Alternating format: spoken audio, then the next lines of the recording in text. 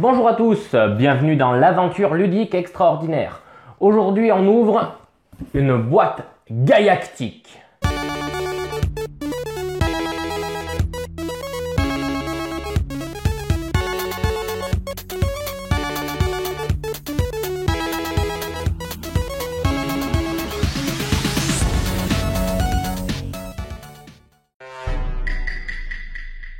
Projet Gaia, donc c'est un jeu tiré de l'univers de Terra Mystica, édité chez Super Meeple.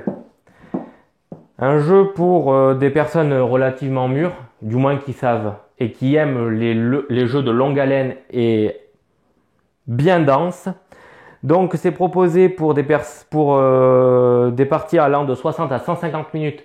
Ça c'est plutôt pour des personnes qui n'ont pas trop l'habitude de ce type de jeu là. Et c'est un jeu de 1 à 4 joueurs avec un système automa. Un système automa donc pour jouer en solo qui est extrêmement bien fichu. Rien que là vous pouvez le voir sur l'arrière de la boîte. Il y a énormément de matériel dans une boîte qui est relativement peu épaisse et pas forcément très grande. Donc regardons ce qu'il y a à l'intérieur. Et voilà, donc pour un effet waouh garanti, voilà ce que vous allez retrouver dans la boîte relativement étroite de Projet Gaia.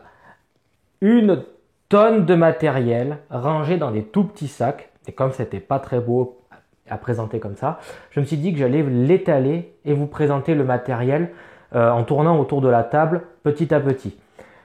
Donc déjà pour commencer, il est nécessaire de vous parler de ces superbes livrets de règles qui sont déjà non seulement très bien écrits, très bien présentés et aussi très bien illustrés. Comme vous pouvez le voir, la liste du matériel est démente avec énormément d'illustrations, c'est extrêmement bien aéré et on en a pour, avec l'explication de chaque tuile, chaque case, l'explication de chaque faction, etc., même pas 25 pages. On s'arrête à 24 pages. Donc, une explication claire, simple, ce qui donne, on va dire, un maximum de fluidité au jeu en même temps, et ce qui aide aussi à sa compréhension. Ensuite, nous arrivons à un deuxième livret, qui est celui-ci. C'est pour jouer contre l'automa. Il est très court, il fait 8 pages, mais il explique lui aussi tout en détail et de manière extrêmement bien, on va dire explicite, aérée et très très bien présentée. On se pose vraiment aucune question quand on joue à Projet Gaia contre l'automa. On se pose aucune question parce que c'est extrêmement clair. Vous avez ensuite l'aide de jeu pour le plateau automa pour éviter d'avoir ça dans les mains. Donc ça reprend les grosses mécaniques et aussi le détail par faction. Maintenant, vous allez avoir donc 10 tuiles qui vont représenter à chaque fois la galaxie. Seulement les tuiles, alors elles ne sont pas toutes recto verso. Les seules qui sont recto verso, c'est les 6, 7 et 8, si je me souviens bien. Ça va donc être très intéressant pour les mélanger et les brasser, à savoir que quand vous les mélangez, on les mélange comme on va dire un paquet de cartes et vous allez en plus pouvoir les faire tourner parce que ça va on va dire changer la disposition des planètes sur la mise en place du jeu, ce qui va rajouter encore énormément de rejouabilité, changer complètement les stratégies entre chaque faction et en même temps ajouter une petite dose d'aléatoire qui est vraiment très bienvenue dans un jeu comme celui-ci. Vous allez donc remarquer aussi qu'il y a beaucoup de couleurs. Chaque couleur représente un plateau joueur, donc une faction. Chaque faction a sa propre capacité spéciale, ce qui va rendre le jeu avec un minimum de stratégie orientée par rapport à sa civilisation. On peut parler d'asymétrie. C'est un jeu avec un tout petit peu d'asymétrie. Pas des masses puisqu'on retrouve la mécanique de base qui est de partir d'un bâtiment simple pour le faire évoluer à travers une gestion de ressources. Les seules choses qui vont différer, ce seront les capacités spéciales ici de chaque faction. Ce qui va les différencier aussi, c'est leur départ, mais j'y viendrai par la suite. Vous l'avez vu sur les galaxies, il y a plusieurs couleurs de planètes. Et bien en fait, chaque couleur de planète, entre guillemets, parce que c'est pas exactement vrai, mais chaque couleur de planète reprend, on va dire, la planète natale de chaque faction. Vous voyez ici présenter 7 factions pour 7 couleurs de planètes, et pourtant les plateaux sont recto-verso. Ça fait 14 factions de jouables. Et à savoir, attention, j'ai dit 7 couleurs de planètes, c'est faux, il n'y en a pas 7, il y en a 9. 9 représentés sur ce plateau ici qui va nous dicter, on va dire, pas nous dicter, mais nous orienter sur notre stratégie tout au cours de la partie. Puisque quel est le but de Projet Gaïa finalement? C'est de construire une civilisation à travers la galaxie en utilisant et en exploitant au mieux ses ressources. Donc, grâce à tout ça, on va faire, on va dire, un certain nombre de points qui seront répercutés sur cette zone-là. J'y viens après. Mais déjà ici, ce que vous pouvez voir, c'est qu'il est divisé en 3 parties. Les couleurs des planètes, qui est lui aussi pas du tout mis au hasard. Puisque si on prend par exemple les Terraniens qui sont ici, leur planète d'origine, c'est les bleus. Eh bien, on peut voir que les planètes qui sont pour eux les plus faciles, entre guillemets, à aller, on va dire, se développer dessus, ce sont les blanches et les rouges, comme indiqué sur le rappel de chaque faction. Et ça marche dans tous les sens. Si je prends par exemple les Syrax ici, qui est, on va dire, qui ont une planète mécanoïde en planète natale, c'est les noirs. Eh bien, on voit de suite que c'est les marrons et les blanches qui vont devoir aller civiliser, on va dire de manière la plus facile, encore une fois. Et c'est exactement ce qui est indiqué sur leur plateau de jeu. Et tout ça marche pour toutes les factions. Ce plateau de jeu ici est très intelligent, très bien fait. Aucun hasard de toute manière dans Projet Gaïa pour la mise en place et la présentation du matériel. Nous avons ici une piste d'objectifs principaux. Donc ce sont ceux qui vont nous rapporter le plus de points en fin de partie. Ils sont tirés au hasard. Et là, à chaque fois, on va en jouer qu'avec 2. Et il y a 6 tuiles disponibles. Évidemment, pas recto verso. Parce que sinon, on pourrait faire en sorte que le hasard ne soit pas autant un hasard que ça. Mais déjà, rien que ça, pour 2, en avoir 6 de disponibles, et ça vous assure une rejouabilité énorme. Non, un renouvellement énorme. Suite à ça, nous avons pareil, Projet Gaïa se joue comment? Se joue en 6 manches bien distinctes, représentées par ces tuiles-là, qui forment un arc de cercle. Et c'est directement effectivement imbriqué au cœur même des 2 autres objectifs. C'est pour ça que c'est bien mis en arc de cercle autour. Donc 6 manches. 6 manières de scorer des points de manière différente tout au long de la partie. Évidemment, eux aussi mis au hasard, avec un renouvellement permis via un supplément de tuiles. Sur la partie supérieure ici, vous retrouvez ce que l'on appelle des boosters de manche. Qu'est-ce que c'est un booster de manche? Déjà, combien on va en avoir au début de la partie? Au début de la partie, on va en sélectionner 3 au hasard et en tirer 1 par nombre de joueurs. Exemple, vous jouez à 3, vous allez en prendre 3, plus 3, tirés au hasard. À quoi ça sert ces boosters de manche? Je pense que ça porte bien son nom. Ça permet de partir avec, on va dire, un bonus. Lui aussi, encore une fois, donné de manière, choisi de manière aléatoire, mais un petit bonus qui sera très intéressant pour, on va dire, bien se lancer dans la partie et orienter un petit peu sa stratégie en fonction de la donne aléatoire qui est donnée ici. Ça permet, on va dire, de tempérer encore une fois la petite dose de hasard qui est donnée au début du jeu. On arrive donc à ce grand plateau-là on a l'impression que ça fait super peur, mais en fait, quand on y réfléchit, il ne fait pas si peur que ça. Puisque le but de Projet Gaïa, on l'a dit, c'est prendre une civilisation et aller la développer dans la galaxie. Ça se fait à travers, on va dire, un arbre de technologie, représenté par ces 6 colonnes-là, qui vont permettre à notre civilisation d'acquérir du savoir, augmenter son économie, favoriser la Gaïa formation, Gaïa, projet Gaïa, Gaïa formation, j'y viens de suite après. Ici, ce seront les... Alors, je ne sais plus comment ça s'appelle, cette colonne-là en verte, mais ça permet de gagner des ressources très particulières qui sont les cubes d'intelligence artificielle, quantique, pardon. Et ensuite ici, notre capacité à terraformer. Car oui, je pense que vous l'avez plus ou moins sous-entendu, il y a des planètes natales, il y a des planètes qui sont disponibles aussi pour aller se développer dessus, mais avant de pouvoir aller se développer dessus, on va devoir les terraformer. Et c'est cet arbre-là qui va permettre de terraformer les planètes à chaque fois. Évidemment, on a des planètes qui sont plus ou moins hostiles et qui vont demander plus ou moins d'étapes de terraformation. À nouveau, c'est très bien expliqué sur chaque plateau joueur et en même temps sur cette petite carte-là. Donc cette carte-là, elle fonctionne pour le mode automa. Donc, mais ça fera très bien l'affaire pour vous expliquer de quoi il s'agit. Donc les petits symboles que vous voyez en haut qui sont marrons avec une flèche, c'est la quantité d'étapes de terraformation qu'il faut pour chaque planète. Par exemple, ici, si ma planète d'origine est jaune, il me faudra une étape de terraformation pour les vertes. Bon, là c'est l'automa, hein, attention.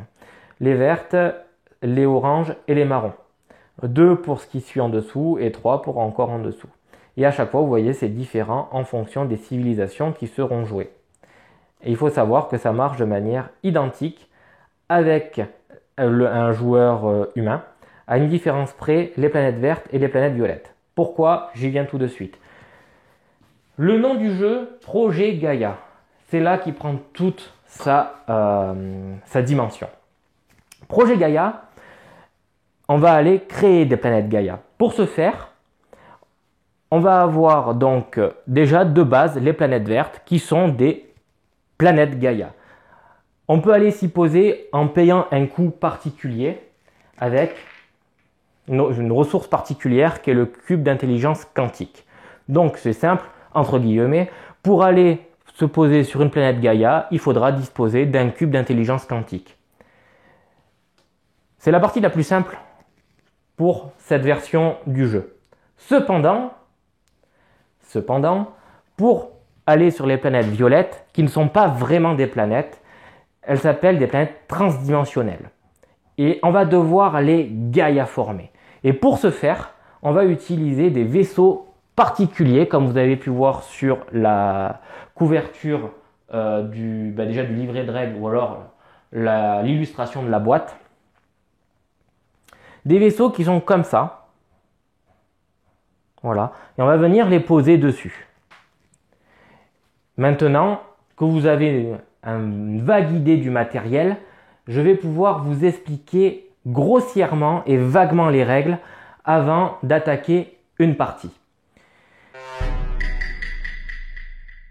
Projet Gaïa, on l'a dit, il s'agit de développer une civilisation à travers la galaxie, la rendre la plus florissante possible, tout en sachant qu'on va avoir des adversaires, mais qui ne vont absolument pas être nuisibles.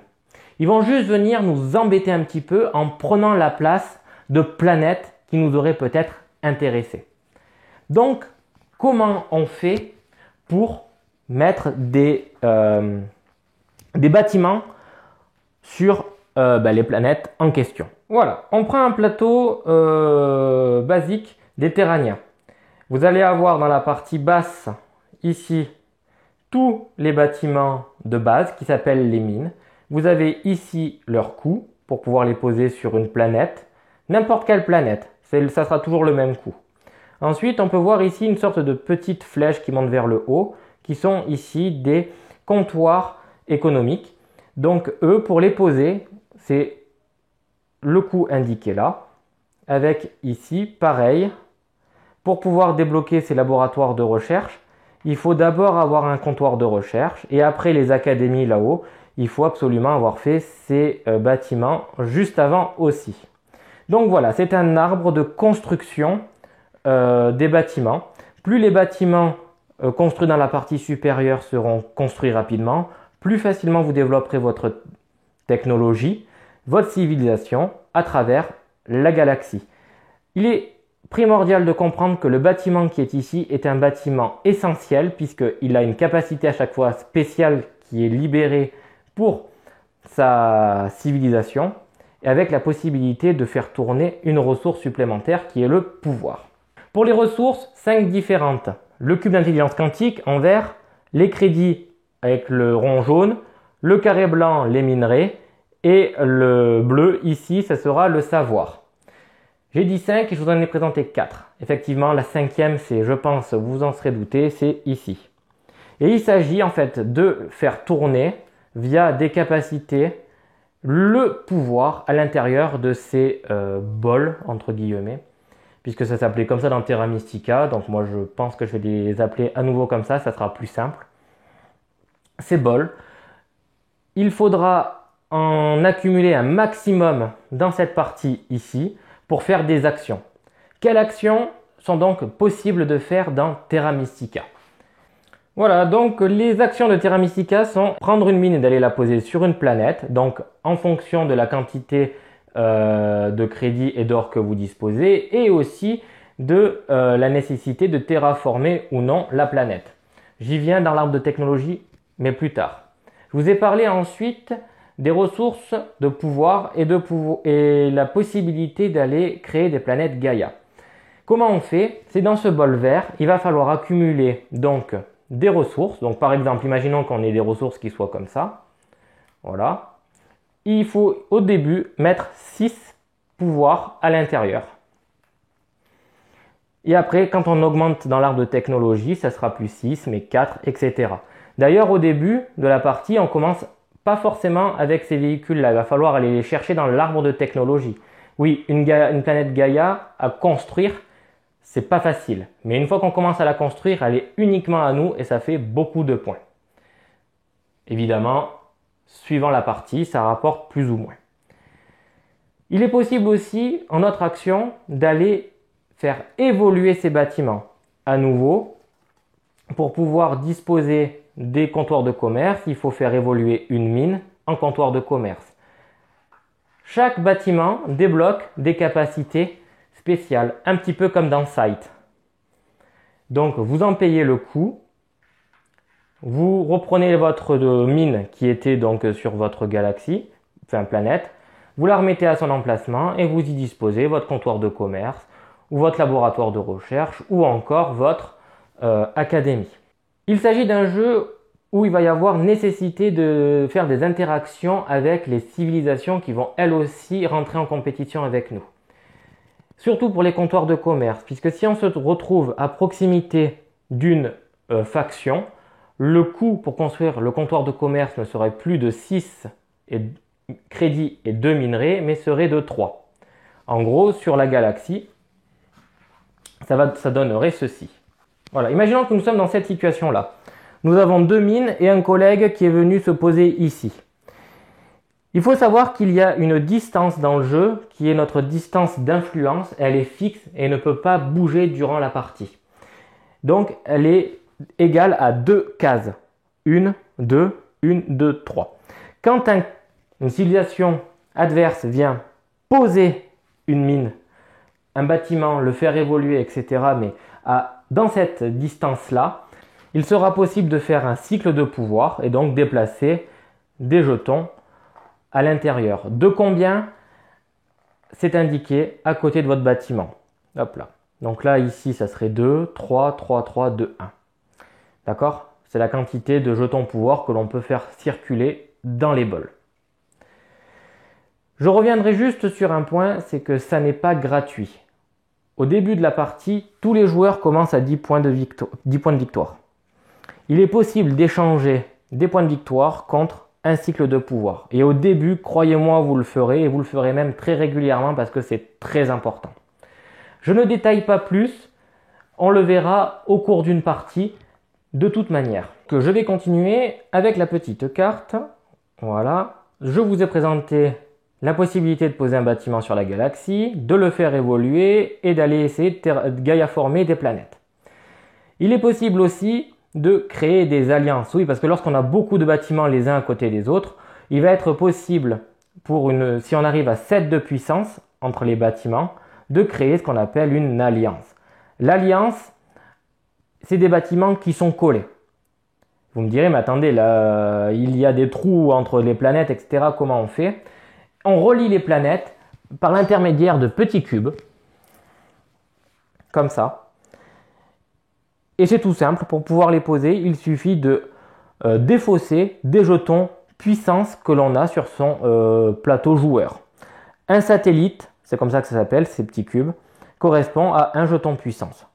Et après, vous le disposez un petit peu comme vous voulez, de manière à créer votre alliance. Donc pendant votre tour, vous dites, moi je fais une alliance, vous disposez vos satellites, et si vous arrivez à un résultat de 7 ou plus, vous débloquez un jeton alliance. Un jeton alliance que l'on trouve où? Ici. C'est mis à disposition, c'est libre, à chaque fois que vous allez pouvoir construire une alliance. Vous pouvez les stack, vous allez pouvoir les cumuler. Par exemple, prendre 2 fois celui-là, 3 fois celle-ci.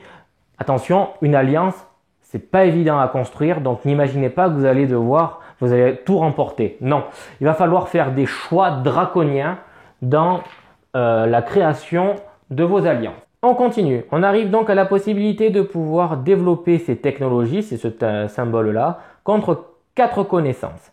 L'arbre technologique qui est donc juste ici. Voilà, ça c'est l'arbre de technologie comme je vous ai expliqué tout à l'heure. Et je vous ai parlé aussi de terraformation. Eh bien c'est cette colonne-là. Là. Voilà. Quand vous allez monter dessus, vous allez soit accumuler des ressources, soit diminuer le coût de production d'une action de terraformation. Ce qui fait qu'au début, une action de terraformation qui vaut 3, à la fin, elle coûte plus que 1. Et là, du coup, c'est plus du tout pareil. Donc, vous montez sur votre arbre de technologie. Il est très important de ne pas s'éparpiller. Vous prenez une technologie, vous y restez dessus, ou 2 au maximum. Ça dépend encore une fois de la faction que vous jouez pour savoir sur quel type de technologie il faut se développer. Mais ne vous éparpillez surtout pas. C'est une très grosse erreur. Je vais vous expliquer pour ça dans pas très longtemps. Cependant, imaginons que voilà, vous montez dans votre arbre technologie, vous arrivez ici. Vous avez à nouveau des tuiles ici et des tuiles là. Alors, je ne vous en ai pas du tout parlé pour le moment et je ne vous ai même pas dit comment et à quoi ça servait. Comme c'est le plateau technologie, je pense que vous l'aurez compris, c'est des tuiles technologie. Ces tuiles technologiques, comment on fait pour les acquérir? Il suffit de débloquer des bâtiments de recherche. Ce sont les bâtiments qui sont ici, là. Voilà, les 2 étages. À chaque fois que vous en mettrez un sur vos planètes, vous allez pouvoir venir chercher une tuile technologie basique, c'est la partie basse, qui vous permettra de faire avancer sans avoir à dépenser 4 points de connaissance votre technologie.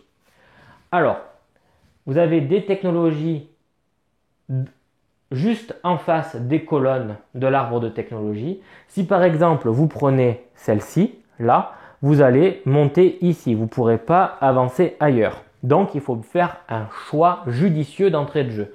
Petit bonus, vous avez les technologies qui sont en dessous.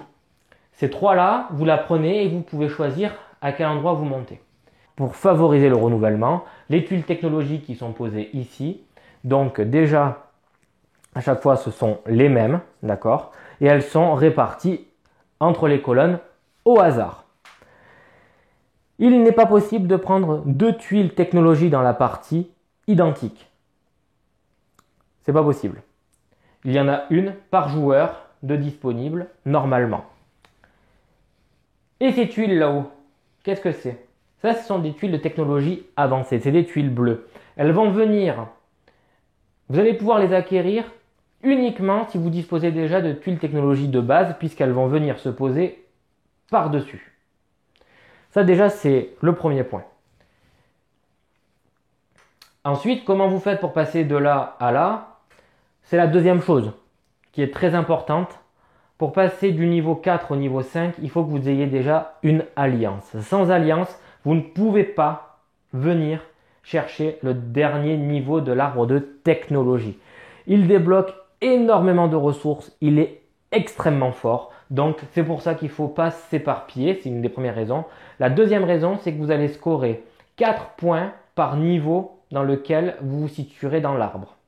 Par exemple, dans les niveaux 3, 4 et 5, je parle, dans la partie haute de l'arbre. Donc par exemple, ici, dans mon cas, j'ai scoré 4 plus 4 points. Ici, 12. Vous imaginez, vous en prenez 3 de pions, vous les menez en haut, ça vous fait 3 fois 12, ça vous fait 36 points de victoire à la fin. C'est une énorme machine à points, il ne faut absolument pas la sous-estimer, c'est extrêmement fort. Je ne le développe pas plus, on le verra au cours des parties.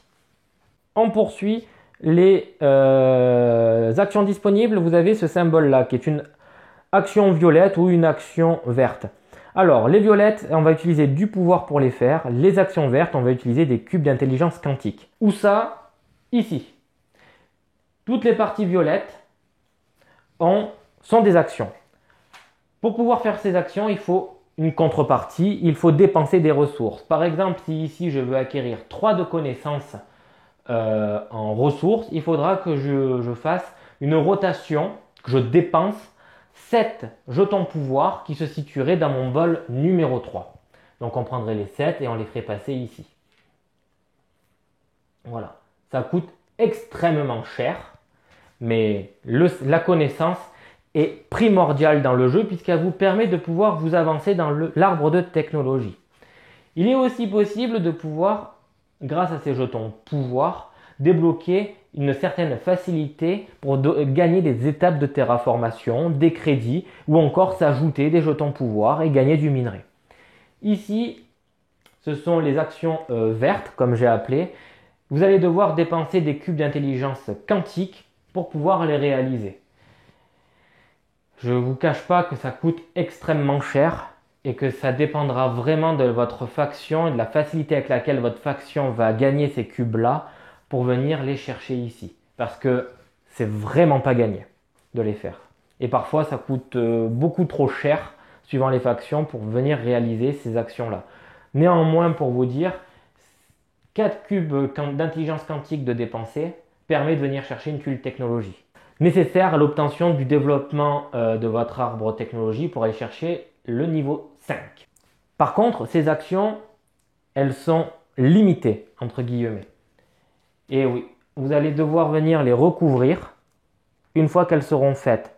Et attention, c'est un plateau unique pour l'ensemble des joueurs. Ça veut dire que cette action ne sera disponible qu'une seule fois durant la manche et sera donc réalisable au maximum 6 fois au cours de la partie vu qu'il y a 6 manches. Ici, ces jetons verts, ça représente des planètes Gaïa. Vous allez les mettre dessus les planètes Transdim lorsque vous les aurez Gaïa formées.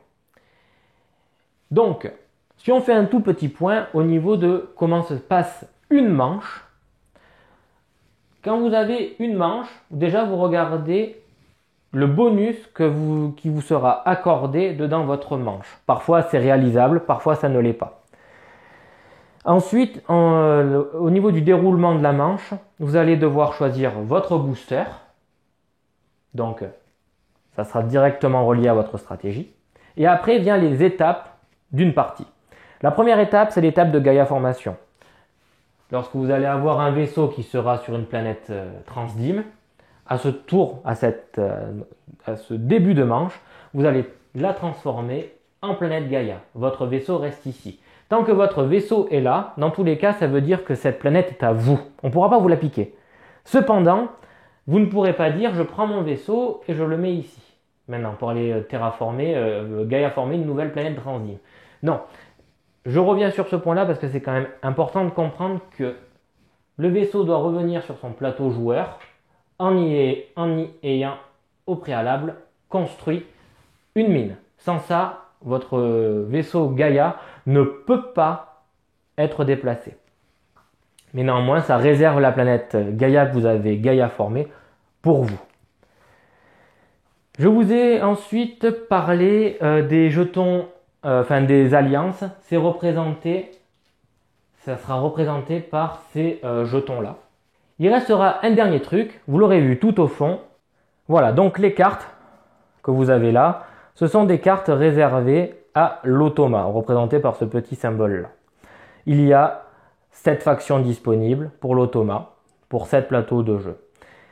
On ne peut pas affronter n'importe quelle faction, c'est qu'un recto ou qu'un verso de chaque faction. Vous avez déjà 7 automas à affronter, c'est énorme pour le renouvellement des parties et aussi pour sa rejouabilité. Ici vous avez des cartes, voilà, celle-là, avec le petit chiffre vert ici, c'est ce que l'on appelle les cartes de base de l'automa. Donc ça voilà, ça ce sont les cartes de l'automa un peu plus évoluées qui viendront s'additionner aux cartes de base. Elles sont représentées et identifiables par le chiffre en gris. Comment se déroule une partie avec l'automa? On choisit sa faction, on met la mise en place comme une partie à 2 joueurs. Ensuite, on crée le deck de l'automa, qui est donc ce sont ces cartes-là. Et c'est un couple de cartes qui vont donner et définir les actions de notre opposant.